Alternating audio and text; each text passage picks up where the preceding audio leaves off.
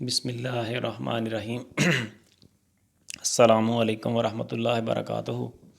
I am professor Shahid Ali, apex group of colleges, GDU students, M.Com 1 subject मेरा हमारा है economic analysis and managerial economics. जी बेटा, topic हमारा आज का है इन्फ्लेशन। इन्फ्लेशन में बेटा हम ये देखेंगे कि इसकी डेफिनेशन क्या है, इसकी जो है ना इसका इंट्रोडक्शन है, डेफिनेशन है, इसकी डेफिनेशन के जो पॉइंट्स हैं वो देखेंगे। फिर हम इसकी डिफरेंट टाइप्स देखेंगे। फिर हम इसके बाद इसकी काजेज़, रीज़न्स वगैरह देखेंगे। इन्फ्लेशन किस तरह पैदा होती है, उसकी वजूहात क्या हैं, और देन एट द एंड हम इसका क्या करेंगे, इसका देखेंगे रेमेडीज़, मेजर्स क्या हैं, किस तरह हम इसको बेहतर कर सकते हैं, इन्फ्लेशन को रिमूव कर सकते हैं कंट्री के अंदर से।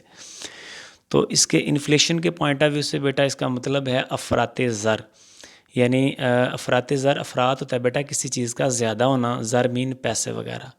तो जब भी किसी जगह पे कह लें कि आप कैश ज़्यादा हो जाए और कैश की वैल्यू ख़त्म हो रही नज़र आ रही हो, तो उसको हम कहते हैं इन्फ्लेशन पैदा हो रही है। तो इसको अगर हम आसानी की तरफ लेके जाएं बेटा, इन्फ्लेशन जो है इसको इजी वे में अगर हम डिस्कस करें तो इसका मतलब है प्राइसेस का इंक्रीज़ होना है। ठीक है, अब देखते हैं कि इन्फ्लेशन जो वर्ड है ये इसकी हिस्ट्री क्या है, इसके मीनिंग क्या है।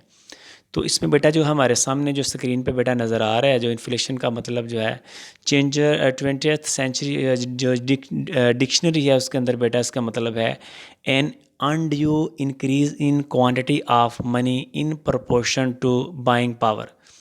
कि यानी इसके अंदर क्या होता है कि क्वांटिटी ऑफ मनी में बेतहाशा इजाफा होता जाता है, और उससे क्या है जो हमारी बाइंग पावर है, किसी चीज़ को ख़रीदने की ताकत है बेटा, वो आहिस्ता आहिस्ता क्या होती जाती है, कम होती जाती है। ये तो हो गया आपका डिक्शनरी मीनिंग। अगर हम इसको in ordinary language the word inflation means, अगर हम अपनी रेगुलर लाइफ के अंदर इसका मतलब देखते हैं तो है a process of rising prices. जिस तरह अभी मैंने आपको बेटा बताया कि प्राइसेस का बढ़ना जो है, इंक्रीज़ होना, ये क्या है, इन्फ्लेशन कहलाता है। तो डिफरेंट कंट्रीज़ के अंदर इन्फ्लेशन बेटा जो है ना मुख्तलिफ़ सदियों से मौजूद है। जिस तरह आपके सामने नज़र आ रहा है कि जो 70th सेंचुरी है उसके अंदर अमेरिका, USA है, फ्रांस है, उसके अंदर इन्फ्लेशन वगैरह का बेटा जो है ना वो आगाज़ हो गया डिफरेंट इंटरवल्स के साथ।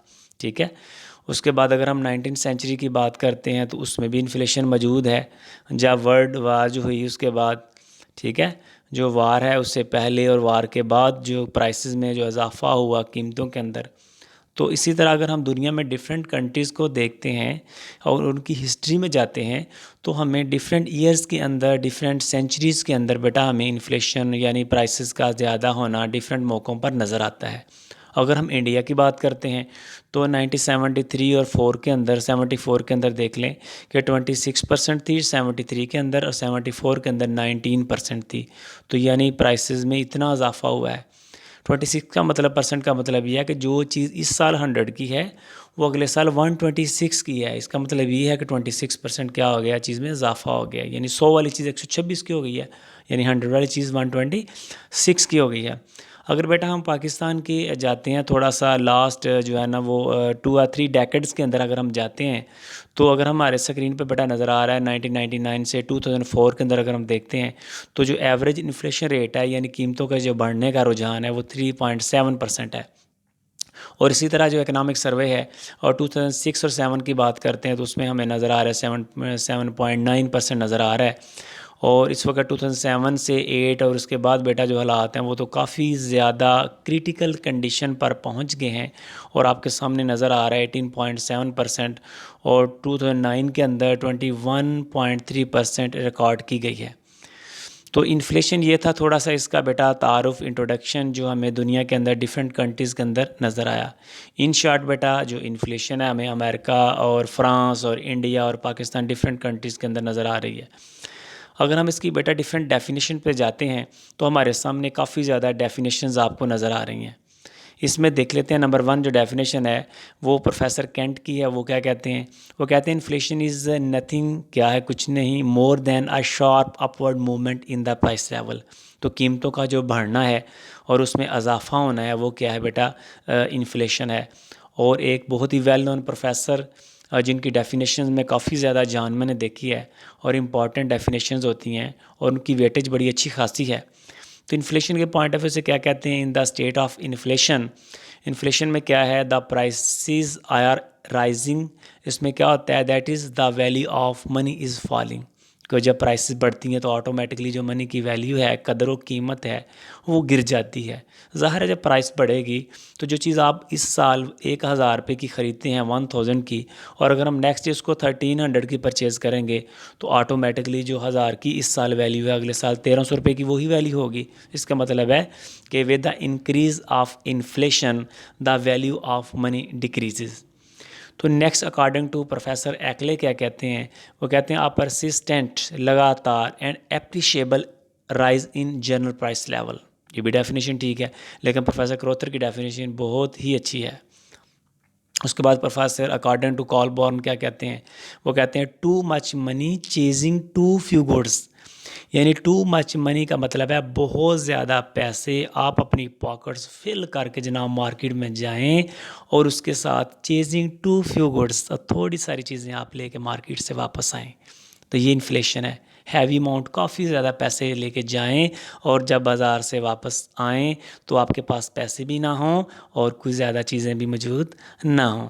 अकॉर्डिंग टू प्रोफेसर पीगो क्या कहते हैं, कहते हैं inflation exist when money income is expanding, जब हम पैसा फैलाते जाते हैं, जब हम क्या कहते हैं मनी इनकम को बढ़ाते जाते हैं, more then in proportion income earning activities, यानी जो इनकम अर्निंग एक्टिविटीज़ हैं उसमें तो हमारा उस स्पीड से इजाफा ना हो, उसकी प्रपोर्शन तो कम हो, लेकिन जो मुल्क के अंदर हम नोट मनी इनकम को इंक्रीज़ कर रहे हैं वो ज़्यादा हो।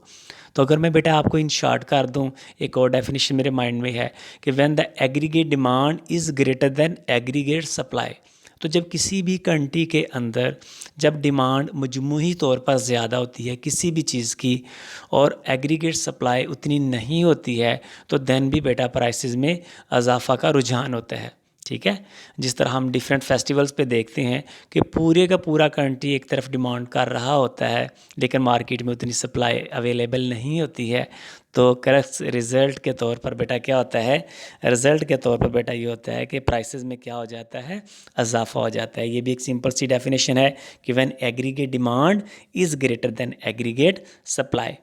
तो बेटा जो सारी डेफिनेशंस हमने देखी हैं प्रोफेसर केंट, क्रोथर, एक्ले, कॉलबॉर्न, पीगो और केन्स की डेफिनेशन बेटा में जो रह गई है वो भी देख लेते हैं। क्या कहते हैं, inflation is a rise in price level after the full employment has been achieved. वो कहते हैं जब किसी कंट्री के अंदर फुल एम्प्लॉयमेंट हो जाए, यानी तमाम लोगों को जितने भी उस मुल्क के अंदर रह रहे हों सब ही काम पे लग चुके हों, जॉब काम कर रहे हों, और देन बेटा क्या हो उसके बाद जो प्राइस में इजाफा हो तो उसका मतलब है फिर वो इन्फ्लेशन ही होगी। ठीक है, और इसके मेन पॉइंट क्या हैं, मेन पॉइंट नंबर 1 जो डेफिनेशन से हमें बेटा जो पॉइंट्स कुछ हमें हाईलाइट हुए हैं माइंड के अंदर, जो क्लिक्स हमें मिले हैं, नंबर 1 है राइज इन प्राइस लेवल। तो पूरी डेफिनेशन पढ़ने के बाद जो बेटा हमारे माइंड में आया है कि इन्फ्लेशन का मतलब है कि उसमें प्राइसेस में इजाफा होता है। ठीक है, कीमतों में क्या होता है, इजाफा होता है।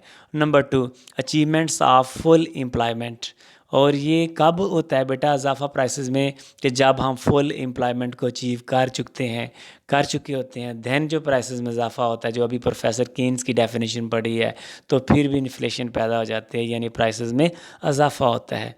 Number 3 fall in value of money, तो जब बेटा हम ज़्यादा मनी, क्वांटिटी ऑफ मनी को बढ़ाते हैं और प्राइसेस में भी इजाफा हो जाता है, इट मीन अगर हम उसको देखें दूसरे एंगल से तो जो वैल्यू ऑफ मनी है उसमें क्या हो जाता है, कमी हो जाती है, पैसे की कदर व कीमत ख़त्म हो जाती है। ठीक है, इसके बाद बेटा हम इसके डिफरेंट टाइप्स पढ़ते हैं कि इसकी डिफरेंट टाइप्स क्या हैं। तो इसको हम 5 हिस्सों में बेटा जो है ना मेन डिवाइड कर लेते हैं। उसमें नंबर 1 है on the basis of rate of inflation, के रेट ऑफ इन्फ्लेशन के पॉइंट से इसकी कौन कौन सी जो है ना वो डिफरेंट टाइप्स हैं एग्जाम में। नंबर 1 है बेटा जो हमें स्क्रीन पर नज़र आ रही है वो है क्रीपिंग इन्फ्लेशन। अगर के किसी कंट्री के अंदर जो प्राइसेस में बढ़ने का रुझान है वो 2 to 5% हो, यानी थोड़ा सा इजाफा हो रहा हो, जिस तरह कहते हैं क्रीपिंग का मतलब रेंगना है, यानी आहिस्ता आहिस्ता कीमतों में इजाफा हो रहा हो, जिस तरह लिखा हुआ है आपके सामने जापान और यूएसए और सिंगापुर वगैरह में ये सूरत हाल देखी गई है। उसके बाद नंबर 2 है वॉकिंग इन्फ्लेशन। क्रीपिंग के बाद जब हम थोड़ा सा चलते हैं तो देन हम उसको वॉक कहते हैं। तो वॉकिंग का मतलब बेटा जिस तरह ये पॉइंट से ही क्लियर हो रहा है कि इसमें ज़ाहिर है कि जो प्राइसेस के बढ़ने का रुझान है वो क्रीपिंग से थोड़ा सा ज़्यादा होगा। यानी अगर किसी मुल्क के अंदर 5 to 10% प्राइसेस के अंदर बढ़ने का रुझान पाया जाए तो उसको हम कहते हैं वॉकिंग इन्फ्लेशन। उसके बाद है ट्रॉटिंग इन्फ्लेशन। ट्रॉटिंग इन्फ्लेशन क्या है बेटा? इसमें क्या है कि यानी वॉकिंग से भी ज़्यादा थोड़ा सा स्पीड, जिस तरह पाकिस्तान है और ग्रीक है और इटली वगैरह के अंदर है, 20% या उससे भी ज़्यादा जो है ना वो क्या हो, प्राइसेस के बढ़ने का बेटा रुझान हो, उससे भी ख़तरनाक है गैलपिंग और हाइपर इन्फ्लेशन। गैलपिंग और हाइपर इन्फ्लेशन क्या है? हाइपर इन्फ्लेशन बेटा बहुत ही नुकसानदेह है कि जब किसी कंट्री के अंदर 100% ही प्राइसेस में इजाफा हो जाए। इट मीन कि जो चीज़ इस साल 1000 की है और वो नेक्स्ट टाइम देखा जाए तो वो 2000 की हो जाए, उसको हम कहेंगे ये हाइपर इन्फ्लेशन है। बहुत ही ज़्यादा कीमतों में इजाफा हो गया है। तो ये तो बेटा जो आपने पढ़े हैं पॉइंट्स, 4 अदद पॉइंट पढ़े हैं, ये थे on the basis of rate of inflation है। नंबर 2 हम देखते हैं कि inflation on the basis of control, open inflation. अगर तो बेटा जो है ना जो इन्फ्लेशन है, इट इज़ अ सिचुएशन कैसी है when the inflation gets out of control, यानी वो हमारे जनाब उसको हम कंट्रोल ही नहीं कर पा रहे, ये है open inflation. And can not be control by government, prices control or similar measures. और नंबर 2 है सुप्रेस्ड इन्फ्लेशन, ये उसके अपोजिट होगी। It is a situation when the inflation can be control by the government price control policy.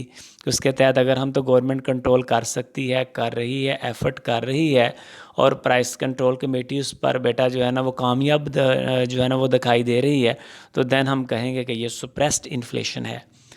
और number 3 है on the basis of causes, कि inflation पैदा किस बेस पे हुई है, उसकी वजह क्या बनी है, काजेज़ क्या है। तो काजेज़ के पॉइंट ऑफ व्यू से बेटा इसमें 4 तरह की हमारे सारे नज़र आ रही हैं सामने। Number 1 demand pull inflation. तो अगर तो हम डिमांड को बढ़ा रहे हैं, गंदम है, मोबाइल है, पेट्रोल है, किसी भी चीज़ की हम डिमांड बढ़ा रहे हैं और उसके रीज़न के तौर पर प्राइसेस बढ़ रही हैं, तो उसको हम कहेंगे डिमांड पुल इन्फ्लेशन। जिस तरह आपको सामने नज़र आ रहा है, aggregate demand is greater than aggregate supply. और नंबर 2 है कास्ट पुश इन्फ्लेशन, कि अगर किसी कंट्री के अंदर जो कास्ट ऑफ प्रोडक्शन है उसकी वजह से, उसकी रीज़न से बेटा जो है ना वो प्राइसेस के अंदर इजाफा हो रहा हो, ठीक है, उसको हम कहते हैं cost push inflation. For example Pakistan के अंदर अगर हम कहते हैं टैक्सेस में भी इजाफा हो, फ्यूल में भी इजाफा हो, इसके अलावा वेजेस, सैलरीज, रॉ मटेरियल, हर चीज़ की कास्ट बढ़ने से अगर प्राइसेस बढ़ें तो देन बेटा हम उसको कहेंगे कास्ट पुश इन्फ्लेशन, ठीक है, ये भी इन्फ्लेशन का सबब बनती है। और उसके बाद है बजटरी इन्फ्लेशन, कि जब कोई गवर्नमेंट डेफिसिट बजट बनाती है और उसके बाद बारो कर्ज़ा लेके, जिस तरह पाकिस्तान की गवर्नमेंट IMF और वर्ल्ड बैंक वगैरह से कर्ज़ा लेकर अपने मामलात को बेटा रन करती है, तो ये क्या है, बजटरी इन्फ्लेशन है, कि जब हम वहाँ से कर्ज़ा लेते हैं, जो पैसा है कैश है पाकिस्तान में आएगा, लोगों के हाथों में जाएगा, तो बेटा इससे क्या होगा, इन्फ्लेशन पैदा होगी। उसके बाद है मॉनेटरी इन्फ्लेशन। तो बेटा मॉनेटरी इन्फ्लेशन क्या है? इसमें ये होता है कि गवर्नमेंट अपने एक्सपेंडिचर को मीट करने के लिए नए नोट जो है ना उसको प्रिंट करती है। तो देन जब हम करेंसी नोट को एक्सपेंड करते हैं, नए नोट प्रिंट करते हैं, तो देन भी कंट्री के अंदर ज़्यादा पैसा आता है, जिसकी वजह से कैश ज़्यादा आने की वजह से भी पैसा जब ज़्यादा होता है तो प्राइसेस के अंदर क्या होता है, इजाफा होता है। उसके बाद बेटा नंबर 5 पे बेटा हम देख रहे हैं इनकम इन्फ्लेशन। इनकम बेटा जब लोगों की बढ़ती है, जब लोगों की आमदनियों में इजाफा होता है, फॉरेन रेमिटेंस जिस तरह जो आपके सामने नज़र आ रहा है, चेंजेस सैलरी वगैरह की वजह से या फॉरेन रेमिटेंस की वजह से, किसी भी पॉइंट ऑफ व्यू से आप कह लें कि लोगों की इनकम बढ़ रही हैं, तो इनकम बढ़ेंगी, अंडरस्टूड है, वो मार्केट में जाएंगे, चीज़ों की डिमांड बढ़ाएंगे, तो प्राइसेस में क्या होगा, इजाफा होगा। और उसके बाद है प्रॉफिट इन्फ्लेशन। अगर जो इंडस्ट्रीज़ हैं, जो फर्म्स हैं, उनके प्रॉफिट ग्रो कर रहे हैं, इंक्रीज़ कर रहे हैं, और इंडस्ट्री जब ग्रो करती हैं, प्रॉफिट बढ़ता है, तो देन भी बेटा जो है ना डिमांड बढ़ती है और प्राइसेस में क्या होता है, इजाफा होता है, ठीक है। और नंबर 4 है on the basis of time, वक्त के पॉइंट ऑफ व्यू से बेटा क्या है, पीस टाइम इन्फ्लेशन। अमन के दिनों में, अच्छे हालात के दिनों में जब प्राइसेस में थोड़ा बहुत इजाफा होता है, उसको हम कहते हैं पीस टाइम इन्फ्लेशन। और इसके बरक्स इसके अपोजिट वार टाइम इन्फ्लेशन, जिस तरह डिफरेंट कंट्रीज़ अक्सर आपने देखा होगा कि जो उनके हैं ना अक्सर वार वगैरह जंगी हालात पाए जाते हैं, जिस तरह पाकिस्तान और इंडिया वार है, जिस तरह डिफरेंट कंट्रीज़ की वार आपको दुनिया में नज़र आ रही है। तो उस वार के बाद क्या होता है, प्राइसेस में इजाफा होता है। ड्यूरिंग द वार टाइम क्या होता है, the prices rise due to unproductive expenses. This type of inflation is called war time inflation. ठीक है, जंगी दिनों में जंगी हालात के दिनों में जब कीमतों में इजाफा होता है। पोस्ट वार इन्फ्लेशन, और इसका मतलब है जंगी हालात गुजरने के बाद क्या है, गवर्नमेंट क्या करती है, चूँकि जब जंग से गवर्नमेंट फारग होती है तो आलमोस्ट वो कंगाल हो चुकी होती है। तो फिर गवर्नमेंट को बेटा स्टेबल करने के लिए, स्टैंड करने के लिए, गवर्नमेंट को अपनी इनकम जनरेट करने के लिए फिर हैवी टैक्सेस लगाने पड़ते हैं। तो कंसिक्वेंसेस के तौर पर क्या होता है, प्राइसेस में इजाफा होता है। ठीक है, और at the end on the basis of employment level. ठीक है, पार्शियल इन्फ्लेशन के जब अभी हमारा जो कंट्री है उसके अंदर फुल एम्प्लॉयमेंट के हालात नहीं हैं, तमाम लोगों को जॉब्स नहीं मिली हैं और देन प्राइसेस के अंदर इजाफा हो रहा है, तो इसको हम कहते हैं पार्शियल इन्फ्लेशन। और उसके बरक्स इसके अपोजिट फुल इन्फ्लेशन, अगर फुल एम्प्लॉयमेंट के हालात मौजूद हैं, तमाम लोगों को जॉब मिल चुकी है, देन उसके बाद भी अगर बेटा दुनिया के अंदर, मुल्क के अंदर इन्फ्लेशन है, प्राइसेस फिर भी बढ़ रही हैं, उसको हम कहते हैं जनाब फुल इन्फ्लेशन। तो बेटा ये 5 तरह की इन्फ्लेशन की बेटा टाइप्स थी जो बेटा हमने डिस्कस कर ली हैं अल्हम्दुलिल्लाह। इसी तरह बेटा ऑनलाइन जो लेक्चर्स हैं ये इंशाल्लाह ताला आपको डिलीवर होते रहेंगे। आपने बस बेटा क्या करना है, इसको ध्यान से सुनना है। ये तो एक जस्ट बेटा गाइडलाइन है, प्रॉपर इसको आपने बुक से रीड करना है और देन इसको आपने लर्न करना है। इसको बेटा आपने एक दफ़ा ज़रूर लिखना है। ठीक है, लिखने के से फ़ायदा क्या होगा, स्पेलिंग मिस्टेक्स आपके सामने आएंगी और वोकैबुलरी में भी इजाफा होगा और इस तरह आपके अंदर जो राइटिंग स्किल्स हैं उसके अंदर भी ज़रूर इजाफा होगा। और एट द एंड बेटा जो इन्फ्लेशन आज आपने पढ़ी है उसका इंट्रो पढ़ा, उसकी डिफरेंट डेफिनेशंस पढ़ी हैं और उसकी डिफरेंट टाइप्स पढ़ी हैं। और अगर आज हम अपने लेक्चर को समराइज़ करें, उसका क्रक्स देखें, तो यही निकलता है कि इन्फ्लेशन का मतलब क्या है। इन शॉर्ट, पैसे में, कैश में इजाफा होना और क्या है, प्राइसेस में इजाफा होना और कीमतों का बढ़ना और उसकी वैल्यू ऑफ मनी में कमी आना। ठीक है, तो नेक्स्ट लेक्चर के अंदर इंशाअल्लाह ताला हम इसकी डिफरेंट काजेज़ पढ़ेंगे, वजूहात पढ़ेंगे कि इन्फ्लेशन पैदा क्यों होती है और एट द एंड फिर हम इसके मेजर्स पढ़ेंगे, हम इसको किस तरह कंट्रोल कर सकते हैं, लोगों ने किस तरह कंट्रोल किया है ताकि दुनिया में जहाँ भी इन्फ्लेशन हो उस पर कहाँ किस तरह काबू पाया जा सकता है। जी बेटा, एट द एंड ढेरों दुआएं आपके लिए। अल्लाह ताला आपको दुनिया और आखिरत में कामयाब करे और ये जो बुरे क्रिटिकल कंडीशन कोरोना वायरस से दुनिया गुज़र रही है, अल्लाह ताला इससे तमाम इंसानियत को महफूज फरमा कर जो हमारी रूटीन की लाइफ है, अल्लाह ताला खुशियों भरी लाइफ हमें लौटा दे। आमीन या रब्बिल आलमीन।